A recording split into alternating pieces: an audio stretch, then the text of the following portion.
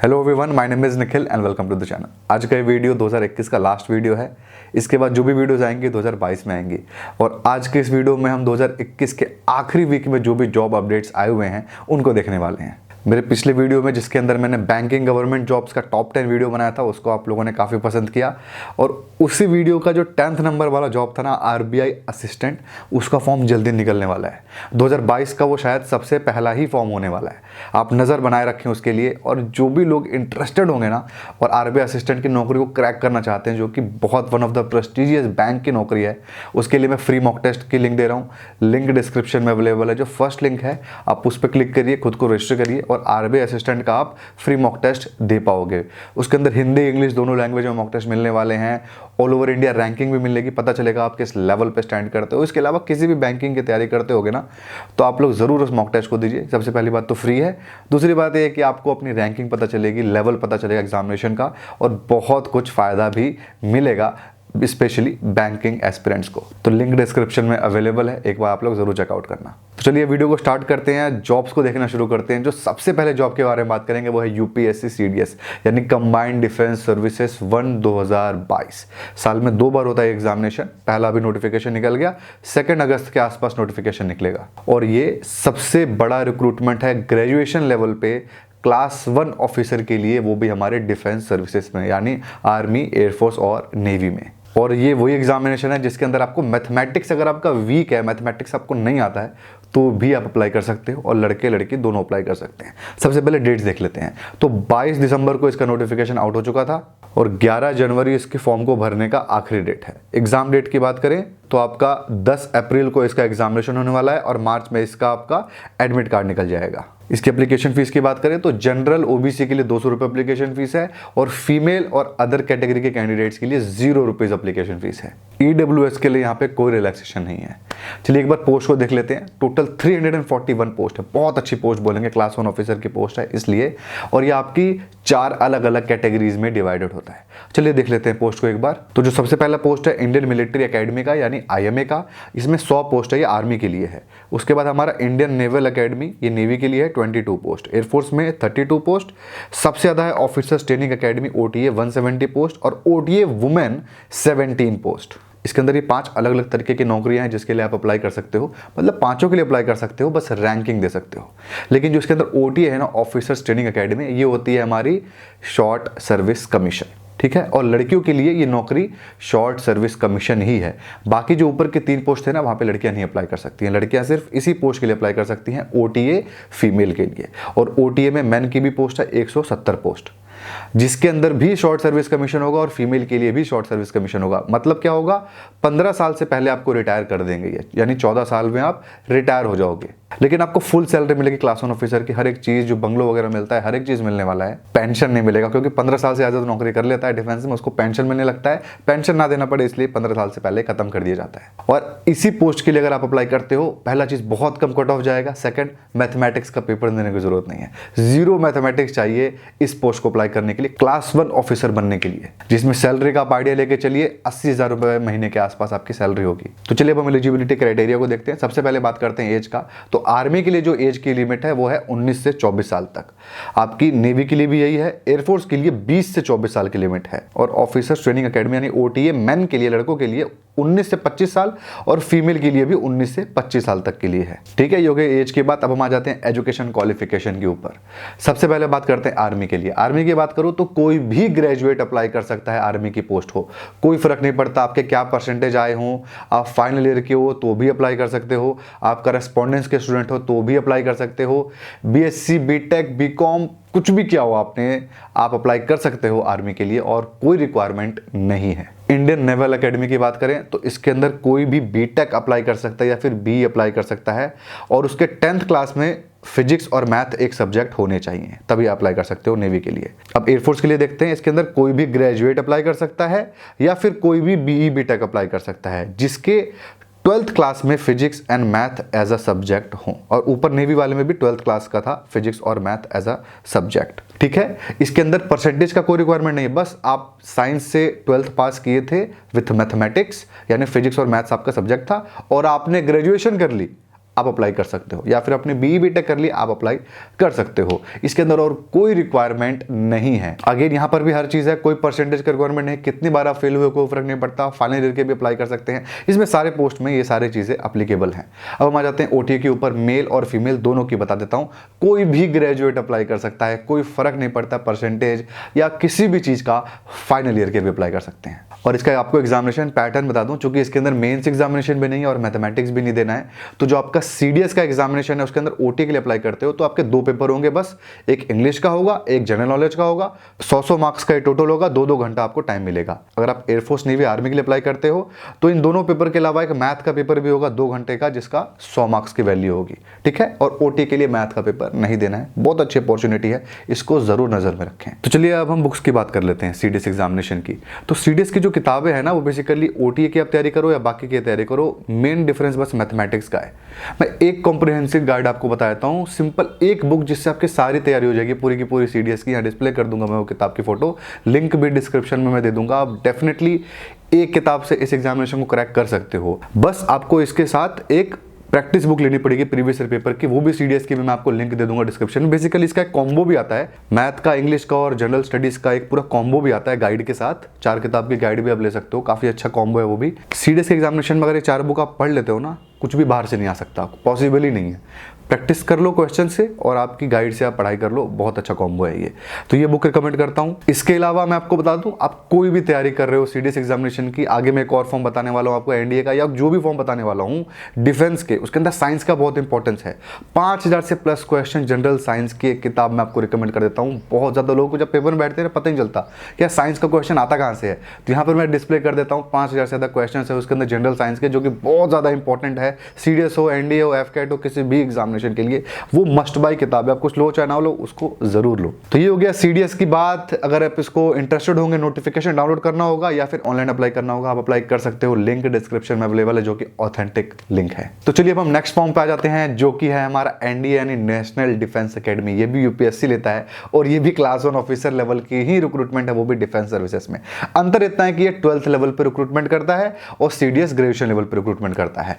NDA बहुत बड़ा recruitment है। 12th पास स्टूडेंट के लिए इससे बड़ी कोई नौकरी है ही नहीं।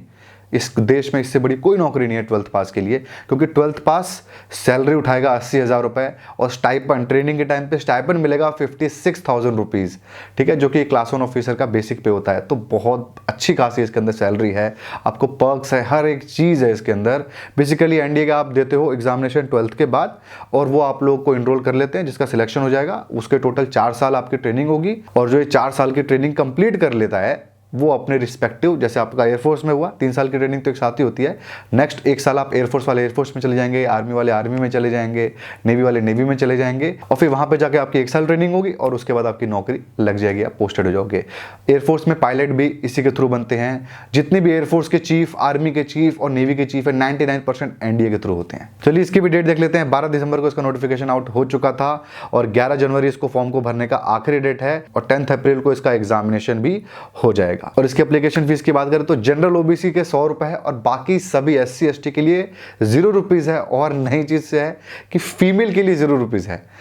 फीमेल तो अप्लाई कर सकती हैं, यही बहुत बड़ी बात है, क्योंकि एनडीए में कभी भी फीमेल अप्लाई नहीं कर सकती थी। सुप्रीम कोर्ट ने लेटेस्ट में ऑर्डर रिलीज किया था कि फीमेल भी अब एनडीए में अप्लाई करनी चाहिए। तो एक नोटिफिकेशन, स्पेशल नोटिफिकेशन फीमेल के लिए निकाला था और ये पहला फुल फ्लेज नोटिफिकेशन है जिसमें लड़कियां भी अप्लाई कर सकती हैं। तो बिल्कुल यहाँ पे लड़कियां अप्लाई कर सकती हैं एनडीए में। तो चलिए अब हम पोस्ट देख लेते हैं। पोस्ट की बात करूं तो आपके टोटल 400 पोस्ट है इसके अंदर। जो हमारी डिफेंस सर्विसेज की जो 3 पोस्ट है उसके टोटल 370 पोस्ट है और नेवल एकेडमी की हमारी 30 पोस्ट है। अब ये फॉर्म भर रहे होगे तो याद रखें, आप जब इसमें चुन रहे होगे किसको नंबर 1 नंबर 2 पे भरना है, तो या तो आप नेवल एकेडमी को नंबर 1 रख सकते हो या तो एयरफोर्स को, दोनों को नहीं रख सकते। मतलब कि एक को 1 और एक को 2 नहीं रख सकते, दोनों में से किसी एक को 1 रखोगे तो अगला अपने आप ही लास्ट हो जाएगा। चलिए पोस्ट देख लेते हैं। तो बात करें आर्मी की तो 208 पोस्ट है, 42 नेवी की पोस्ट है और 120 एयरफोर्स की पोस्ट है, जिसमें 28 ग्राउंड ड्यूटी की है। तो चलिए अब हम आ जाते हैं एलिजिबिलिटी क्राइटेरिया पे। एज की बात करते हैं तो एज की जो लिमिट है इसके अंदर है 15.7 से लेकर के 18.7, ये वो उम्र है जिसके बीच के लोग यहाँ पे अप्लाई कर सकते हैं। तो चलिए इसका एजुकेशन क्वालिफिकेशन देख लेते हैं। सबसे पहले बात कर लेते हैं आर्मी के लिए। आर्मी में कोई भी 12th पास अप्लाई कर सकता है, साइंस का हो, आर्ट्स का हो, कॉमर्स का हो, फर्क नहीं पड़ता, आप अप्लाई कर सकते हो आर्मी की पोस्ट के लिए। आर्मी को नंबर 1 प्रेफरेंस पे रखें। नेक्स्ट हमारी एयरफोर्स और नेवल अकेडमी के लिए कोई भी साइंस से 12th पास स्टूडेंट अप्लाई कर सकता है।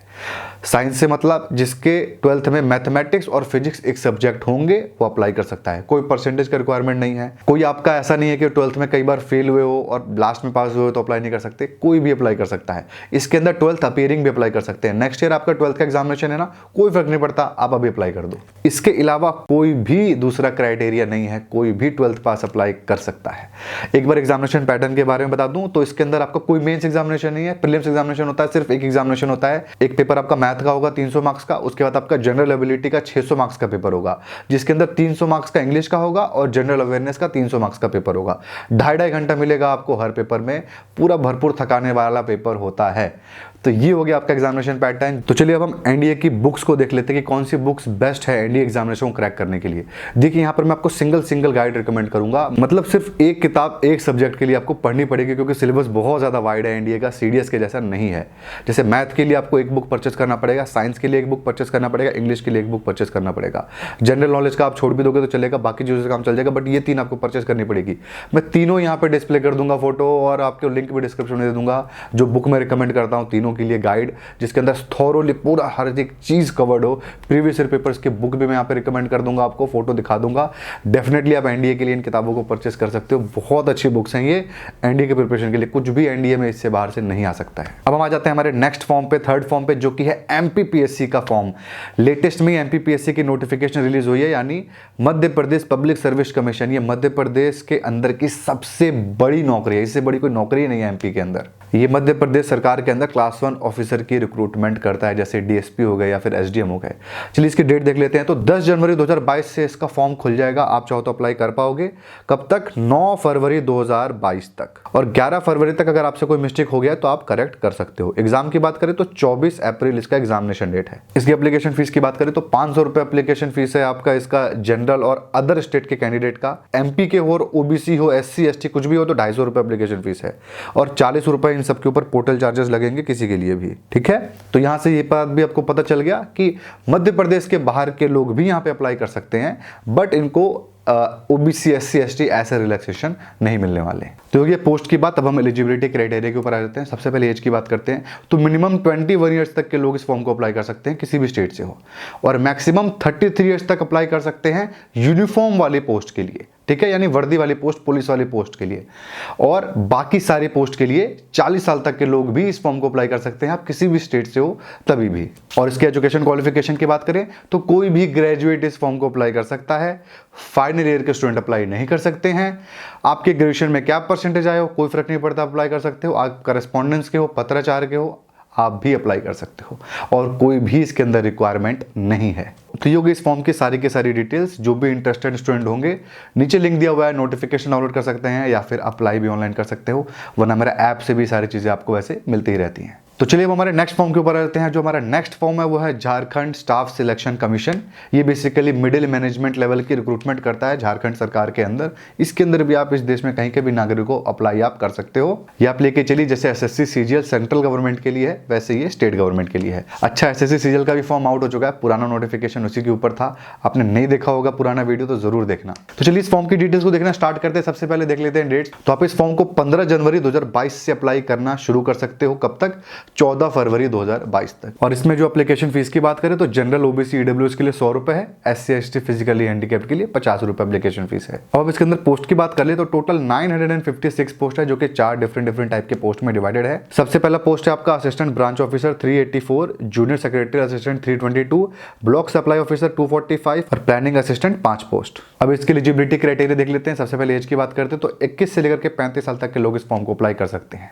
एजुकेशन की बात करें तो कोई भी ग्रेजुएट इस फॉर्म को अप्लाई कर सकता है, फाइनल ईयर के अप्लाई नहीं कर सकते हैं। और बाकी आपने ग्रेजुएशन कहीं से भी किया है कोई फर्क नहीं पड़ता, आप अप्लाई कर सकते हो। ग्रेजुएशन में कुछ भी किया है आप कोई फर्क नहीं पड़ता, अप्लाई कर सकते हो। करस्पॉन्डेंस वाले भी अप्लाई कर सकते हैं। तो ये सारी डिटेल्स जो भी इंटरेस्टेड कैंडिडेट्स होंगे लिंक डिस्क्रिप्शन में अवेलेबल है, जरूर नोटिफिकेशन डाउनलोड करें, इन्फॉर्मेशन ले और अप्लाई ऑनलाइन करें। तो चलिए आ जाते हैं हम नेक्स्ट फॉर्म के ऊपर, जो कि है Orissa state central cooperative bank. ये प्योर 100% सरकारी बैंक है और ये फॉर्म मैं लास्ट में इसलिए बता रहा हूं क्योंकि जो उड़ीसा वासी नहीं है उसके लिए फॉर्म अब इंटरेस्टेड नहीं होगा, क्योंकि इस फॉर्म को सिर्फ और सिर्फ उड़ीसा के लोग अप्लाई कर सकते हैं और ये उड़ीसा वालों के लिए सबसे बेहतरीन फॉर्म है क्योंकि इसके अंदर कट ऑफ कम होने वाला है। बहुत अच्छी इसके अंदर नौकरी निकली हुई है और डेफिनेटली मैं कहूँगा सारे उड़ीसा के लोग जो चाहते हैं उड़ीसा में उनकी पोस्टिंग हो और उड़ीसा के निवासी हैं या आप कहीं से भी आए हो, अगर आप उड़ीसा में रहते हो ना या फिर वहाँ पे आपका डोमिसाइल है तो आप अप्लाई कर सकते हो इस फॉर्म के लिए। तो चलिए सबसे पहले डेट्स की बात कर लेते हैं। तो 29 दिसंबर से इसका फॉर्म भरना स्टार्ट हो जाएगा, आप चाहो तो अप्लाई कर सकते हो। कब तक? 17 जनवरी 2022 तक। एडमिट कार्ड आपका 10 दिन पहले आ जाएगा एग्जामिनेशन के। एग्जामिनेशन आपका फरवरी और मार्च 2022 में होगा, प्रीलिम्स मेंस होगा अप्रैल और मई 2022 में। अब हम आ जाते हैं एप्लीकेशन फीस के ऊपर। एप्लीकेशन फीस की बात करूँ तो सबसे ज़्यादा यही है, जनरल ओबीसी के लिए 1000 रुपये एप्लीकेशन फीस है और SC ST के लिए 600 रुपये एप्लीकेशन फीस है। तो यहाँ पे बहुत ज़्यादा एप्लीकेशन फीस है। तो चलिए अब हम पोस्ट के ऊपर आ जाते हैं। देखिए इसके अंदर टोटल 2 तरीके के पोस्ट हैं। एक है आपका बैंक PO यानी असिस्टेंट मैनेजर, दूसरा है आपका बैंक क्लर्क यानी बैंक असिस्टेंट। 2 तरीके के फॉर्म निकले हैं, दोनों के अलग अलग नोटिफिकेशन है। मैं इस वीडियो में बस एक में बता रहा हूँ आपको और दोनों के लिए आप अलग अलग अप्लाई कर सकते हो। चाहो तो दोनों के लिए अप्लाई कर सकते हो, 2 बार फीस लेंगे 2000 रुपये, ठीक है। एग्जामिनेशन भी अलग अलग होगा और हर एक चीज इसके अंदर अलग अलग ही होगी। तो चलिए अब हम आ जाते हैं एलिजिबिलिटी के ऊपर। सबसे पहले एज की बात करूं तो 21 साल से लेकर के 32 साल तक के लोग अप्लाई कर सकते हैं, यानी 21 से लेकर के 32 ईयर्स के। अब हम आ जाते हैं इसके एजुकेशन क्वालिफिकेशन के ऊपर। अच्छा, मैं दोनों पोस्ट के लिए बात कर रहा हूं, ठीक है। एजुकेशन क्वालिफिकेशन की बात करें तो कोई भी ग्रेजुएट इन दोनों फॉर्म को अप्लाई कर सकता है जिसकी कंप्यूटर में नॉलेज हो। कंप्यूटर में नॉलेज का क्या मतलब है? अगर 10th में आपका कंप्यूटर एक सब्जेक्ट था तो आपको कोई एग्जामिनेशन देने की जरूरत नहीं, कोई सर्टिफिकेट प्रोवाइड करने की जरूरत नहीं। लेकिन ऐसा नहीं है तो कोई भी आप सर्टिफिकेट प्रोवाइड कर दोगे ना इनको, वो भी फाइनल सिलेक्शन में, अभी नहीं, अब कोई भी सर्टिफिकेट प्रोवाइड कर दोगे ना तो आपका काम चल जाएगा। तो बेसिकली कोई भी ग्रेजुएट इस फॉर्म को अप्लाई कर सकता है। क्या परसेंटेज आया था फर्क नहीं पड़ता, आप अप्लाई कर सकते हो। फाइनल ईयर के लोग जो हैं वो अप्लाई नहीं कर सकते हैं, आप ग्रेजुएट हो तो ही अप्लाई कर सकते हो। तीसरी बात, कोई भी करस्पॉन्डेंस का स्टूडेंट अप्लाई कर सकता है, पत्राचार के लोग भी अप्लाई कर सकते हैं। और आपने ग्रेजुएशन 3 साल का ग्रेजुएशन 4 साल 5 साल फेल होकर पास हुए हो तो भी फर्क नहीं पड़ता, आप चाहो तो अप्लाई कर सकते हो। तो लिंक डिस्क्रिप्शन में अवेलेबल है, आप चाहो तो नोटिफिकेशन डाउनलोड करिए और अप्लाई भी आप कर सकते हो ऑनलाइन। तो आई थिंक सारे फॉर्म्स को हमने देख लिया, 5 के आसपास फॉर्म थे। पहले 2 फॉर्म में कोई मेंस एग्जामिनेशन नहीं था और पहले फॉर्म में मैथमेटिक्स के पेपर देने की जरूरत नहीं थी। तो हमने सारी डिटेल्स देख ली। तो बस ये था आज के वीडियो में। आई होप आपको इस वीडियो से फायदा मिला होगा। अगर आपको इस वीडियो से फायदा मिला तो आप इस वीडियो को लाइक जरूर करें, कमेंट करें अपने डाउट को, और अगर आपको ऐसे और वीडियोस देखने होंगे तो आप इस चैनल को भी जरूर सब्सक्राइब करें। Thank you.